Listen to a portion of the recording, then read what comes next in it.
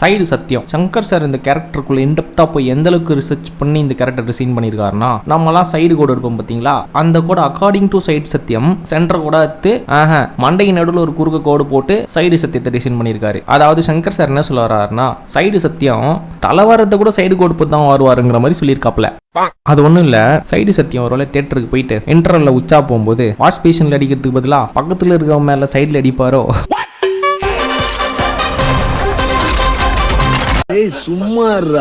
Game changer ரோஸ்டோட part 2 continuation. Part 1 வீடியோல எங்க விட்டனோ அங்க இருந்தே கண்டினியூ பண்றேன், அப்படியே ஃபாலோ பண்ணிக்கோங்க. நம்ம கலெக்டர் சைடு சத்தியம் கிட்ட இந்த டெப்டி கலெக்டர், தாசில்தார் இவங்க எல்லாரையும் ஒன்னே கூப்பிடுப்பா, அவங்கள வச்சு ஒரு மீட்டிங் பண்ணணும்னு சொல்லவே எல்லாரும் 5G ஸ்பீட்ல மீட்டிங் வந்துருவாங்க. Okay sir.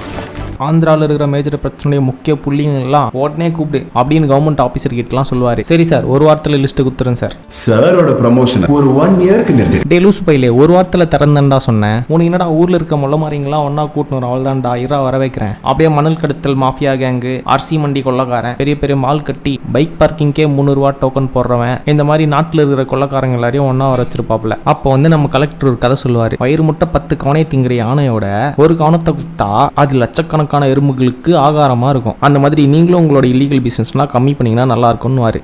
அதைத்தான் நானும் சொல்றேன். 200-300 கோடி படம் போத்து நீங்க படம் எடுக்கிறதுக்கு பதிலா சின்ன சின்ன படம் நல்ல படம் எடுக்கிறவங்களுக்கு ஒரு 2-2 கோடி குத்திங்கன்னா நாங்களும் நல்லா இருப்போம், சின்ன படம் எடுக்கிறவங்களும் நல்லா இருப்பாங்க. ஆனா யானை மாதிரி அந்த பிரம்மாண்ட உருண்டியை திங்கிறதே நீங்க தானே சார். சைடு சத்தியம் இவனுங்களாம் என்னையே கலாஸ்டானுங்க. இவனுங்களாம் பஸ்ல ஏற்று பஸ் நேராக பார்த்தீங்கன்னா அரிசி மண்டிக்கு போவோம். அங்கே ரேஷன் அரிசி எல்லாம் கலர் அடிச்சு விற்கிறதுனால அந்த அரிசி மண்டிக்கு சீல் வச்சிருவாரு. இதை அப்ரூவ் பண்ணது யாருன்ட்டு கேட்டேன். அவர் மூஞ்சில் ஒரு டிக் போடுவார். டிக் போட்டோன்னா அந்த ஆஃபீஸர் பறந்துடுவார். கலெக்டர் சார் எனக்கு ரொம்ப நாளாக பறக்கணும்னு ஆசை, என் மூஞ்சிலே ஒரு டிக் போடுங்களேன்.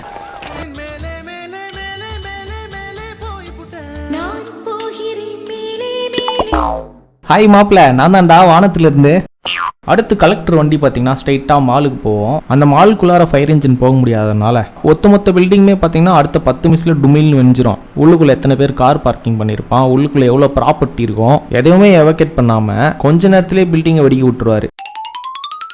இது என்ன மாலா இல்லை பீச்சில் கட்டின மண்கோபுரமானு தெரில. ஒரே அழிக்கு மண்கோபுரம் அழிஞ்சு போகிற மாதிரி ஒரே பாம்புக்கே இந்த ஒத்துமொத்த மாலுமே வெடிஞ்சிது. இந்த பாம்பு மட்டும் நான் ஸ்கூலில் படிக்கும்போது என் கையில் கடிச்சிருந்ததுன்னா ஒரே பாம்பில் என் ஸ்கூலையே தரமட்டமாகிட்டு இருப்பேன். அடுத்து பார்த்தீங்கன்னா கல்யாணம், ஹீரோவோட தம்பிக்கு கல்யாணம். அந்த பார்ட்டியில் ராம் சரண் பார்த்தீங்கன்னா ஏன் இன்னும் கல்யாணம் பண்ணிக்காம இருக்காருன்றதுக்கு ஒரு ஃபிளாஷ்பேக் போவாங்க. அப்படியே ஓப்பன் பண்ணா ராம் சரண் RX 100 பைக்ல வேகமாக காலேஜுக்கு போவார். படிதான் போறாருன்னு பார்த்தா அங்கே காலேஜ்குள்ளார கஞ்சா செடியை விவசாயம் பண்ணிட்டு இருப்பாங்க சில பேர். அந்த விவசாயம் பண்றவங்களை போட்டு அடிச்சிட்டு இருப்பாரு. சார் சங்கர் சார், காலேஜ்குள்ளார கஞ்சா போட்டில் எடுத்துன்னு போகிறதே கஷ்டம், கஞ்சா விவசாயம் எப்படி செய்யறது உங்கள் மைண்டுக்குள்ளே வந்துச்சு? ஆமாம், செமஸ்டர் ஹாலிடேஸில் செடிக்கு தண்ணி ஊற்றிருக்க மாட்டாங்களே, பாவம் செடியெல்லாம் வாடி போயிடுமே. அப்புறம் ஹீரோயினோட அப்பா கூட சண்டை, ரோட்ல ஒருத்தன் சைட் அடிச்சா அவங்க கூட சண்டை. இந்த மாதிரி சண்டை போட்டுனே இருந்தா உன்னை எனக்கு பிடிக்காது, ஒழுங்கா போ, கோவத்தெல்லாம் விட்டுட்டு வா அப்படின்னு ஹீரோயின் சொன்னதும் நடு ரோட்ல நின்று தக்கத்திமி தான் டான்ஸ் ஆடிட்டு இருப்பாரு. ஜும்குலக்கா. என்னதான் பண்ணாலும் ராம் சரணால கோவத்தை கண்ட்ரோல் பண்ண முடியல. அதை பார்த்த ஹீரோயின், இப்படியே விட்டா நீ IPS ஆயிடுவ, ஒழுங்கா IAS ஆயிட்டு முன்னாடி வந்து நில்லு அப்படின்னு சொல்லியிருப்பாங்க. ஆனா பாவம் ராம் சரண் IPS ஆயிடுவாரு. அதனால அவரோட காதல் அங்கேயே முடிஞ்சிடும். என்னவா எழுதிட்டு இருக்கான், 6 மார்க் கம்மியாயிட்டு IPS ஆயிட்டாராமா, அதனால எழுதிட்டு இருக்கான். அதுக்கப்புறம் கலெக்டர் பார்த்தீங்கன்னா மணல் குவாரி ஆள்ற இடத்துக்கு ரைடு போயிருப்பாரு.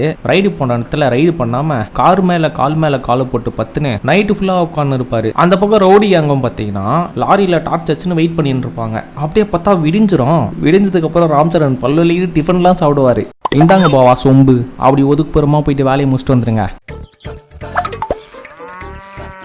விடிஞ்சதுக்கு அப்புறம் பார்த்தீங்கன்னா லேபர்ஸ் எல்லாரும் லாரியில் வீட்டுக்கு போகலான்னு ஏறுவாங்க. பார்த்தா லாரியை நேராக போலீஸ் ஸ்டேஷன் விட சொல்லுவார் ராம் சரண். வில்லனுக்கு ஒரே அசிங்கமா போயிடும். 500 பேருக்கு மேல அரெஸ்ட் பண்ணிருக்காங்களே. அதுக்கப்புறம் கலெக்டர் பல வருஷத்துக்கு அப்புறம் பார்த்தீங்கன்னா அவரோட ஆளை போய் பார்க்க போவார். அதாவது அவரோட ஆள் பார்த்தீங்கன்னா டிஸ்ட்ரிக்ட் விட்டு டிஸ்ட்ரிக்ட் இருக்கும், அந்த டிஸ்ட்ரிக்ட் பார்க்க போவார். அது வேற டிஸ்ட்ரிக்ட்ங்கிறதுனால கரெக்டாக திருமுனையிலே நின்றுருப்பாரு. அப்பன்னு பார்த்து அந்த ஒரு கலெக்டர் வந்து எப்படி நீங்கள் என்ன கேட்காம டிஸ்ட்ரிக்ட்ல வரலான்ட்டு ஜீரகத்தனை வச்சு திருமுனையில் ஒரு கோடு போடுவார். ராம் சரண் பார்த்தீங்கன்னா நான் என் டிஸ்ட்ரிக்ட்குள்ளே தான் இருக்கேன், நீ தான் என் டிஸ்ட்ரிக்ட் விட்டு டிஸ்ட்ரிக்ட் வந்துட்டீங்கன்ட்டு ஒரு கிரிஞ்சு பண்ணி வச்சிருப்பாங்க. இதுக்கு பேசாமல் கலெக்டர் மாறு வருஷத்தில் வந்துருக்கலாமே. அட CMA மாறு வருஷத்தில் டிஸ்ட்ரிக்ட் விட்டு டிஸ்ட்ரிக்ட் போவார். நீ வெறும் கலெக்டர் தானே, முருகு மீசம் அவர்லாம் வச்சு நம்ம புழந்தி மாதிரி போக வேண்டியது தானே. அதை விட்டு தெருமுனையில் 2 கலெக்டரும் தண்ணியில் கோடு போட்டு விளையாண்டு இருக்காங்க. பக்கம் இருந்ததா விஜயநகரம் டிஸ்ட்ரிக்ட் ஸ்டார்ட் ஆகுது. அங்க அப்படியே தொப்புன்னு ஒரு பாட்டா இருக்கிறாங்க. பாட்டு பேரே தொப்பு தான். பச்சை மஞ்சா பிங்க் ப்ளூ வயலட்னு பாட்டு பூரா ஒரே கலரா இருக்குது. அது ஒன்றும் இல்லை, கலர்ஃபுல் சாங். ஆமா, பாட்டோட எண்ட்ல பார்த்தீங்கன்னா ராம் சரண் ஆடிட்டு இருப்பாரு. திடீர்னு பாத்தீங்கன்னா அவரோட ஷூ மட்டும் தனியா ஆடிட்டு இருக்கும். அப்புறம் ஷூ தனியா நடந்து வந்து ஹீரோயின் கூட சேர்ந்து ஆடிட்டு இருக்கும். அதாவது இதெல்லாம் 30 வருஷத்துக்கு முன்னாடியே காதலன் படத்திலே சங்கர் இதை பண்ணிட்டாரு. இன்னமும் இதே பண்ணிக்கிட்டு இருக்காரு.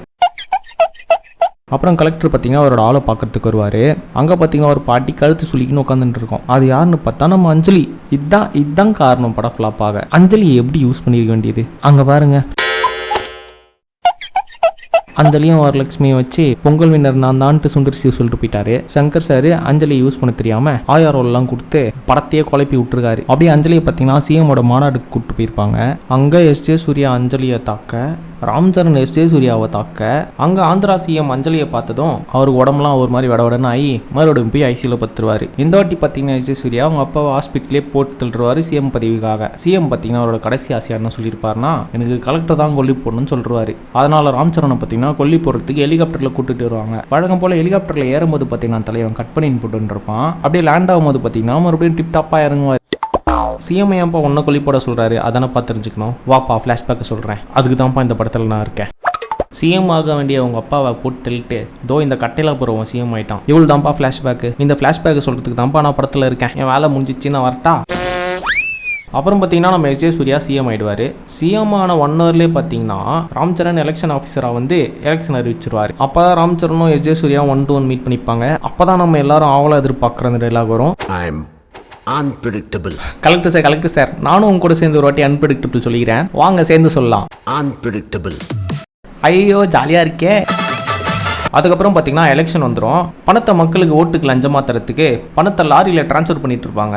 ஒரு கட்டத்தில் பார்த்தீங்கன்னா நம்ம கலெக்டர் இந்த லாரியை கேட்ச் பண்ணுவார். கேட்ச் பண்ணிட்டு எஸ்.ஜே. சூர்யாவோட அண்ணன் ஜெயராமனுக்கு கால் பண்ணுவார். ஜெயராமன் பார்த்தீங்கன்னா அந்த டைமில் கரெக்டாக தொப்புளில் முட்டை ஓட்டுன்னு இருப்பார்.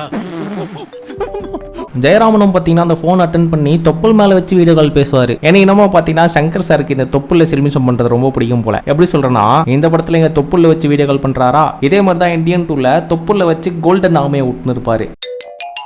சரி 2 படத்தில் கோயின்சிடென்ட்டாக நடந்திருக்கலாம் அப்படின்னு பின்னோக்கி போய் பார்த்தா முதல் 1 படத்துலையும் பார்த்தீங்கன்னா ஒரு சிஎம் தென்மொழி தொப்புள்ள மொட்டை ஓட்டுன்னு இருப்பாரு. அப்போ நம்ம லோக்கினனுக்கு பிரியாணி லாரினா,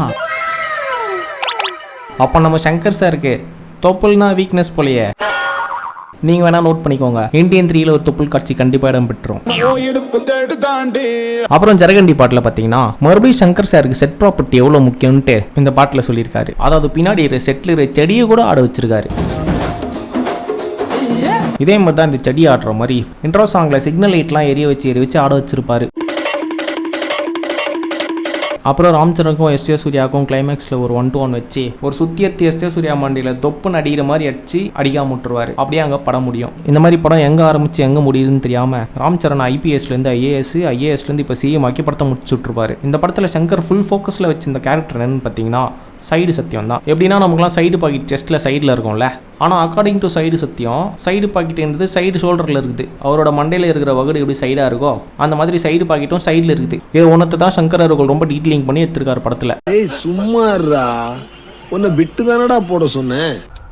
டாம் அண்ட் ஜெர்ரி ஆட்டம் ஆரம்பிச்சிருச்சு.